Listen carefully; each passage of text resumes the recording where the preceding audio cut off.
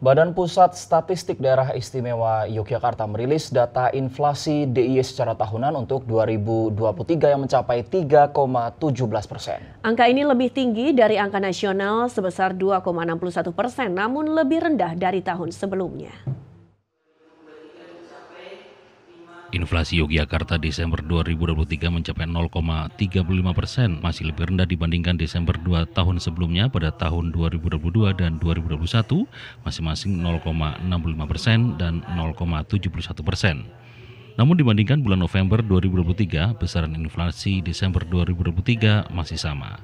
Sehingga inflasi secara tahunan 2023 untuk Yogyakarta 3,17%, lebih tinggi dibandingkan nasional yang hanya 2,61%. Berdasarkan kelompok pengeluaran inflasi tertinggi disumbang kelompok makanan, minuman, dan tembakau. Inflasinya mencapai 1,20% dengan andil 0,28%. Kedua, kelompok kesehatan dengan inflasi 0,62% memberikan andil 0,02%. Dan ketiga adalah kelompok perawatan pribadi dan jasa lainnya dengan inflasi 0,40% dan andil 0,02%.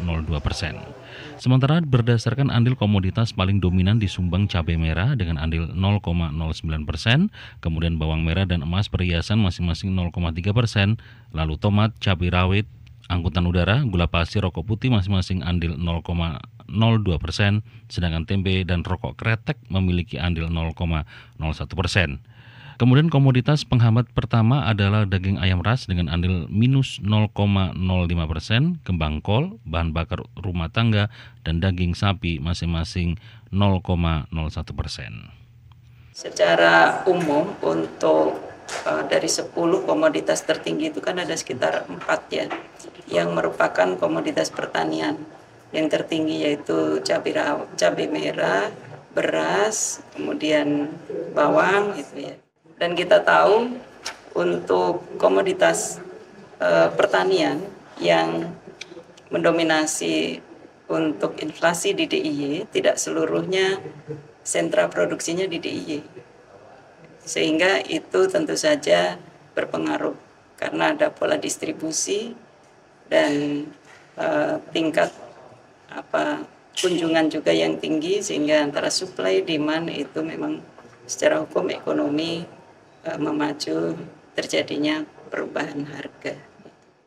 Jika dilihat secara grafik, inflasi tahunan Yogyakarta tahun 2023 sebesar 3,17%, lebih rendah dibandingkan inflasi 2022 yang mencapai 6,49%, tapi lebih tinggi dari 2021 sebesar 2,29%. Herdian Giri dan Ucon Tritama, TVRI Yogyakarta melaporkan.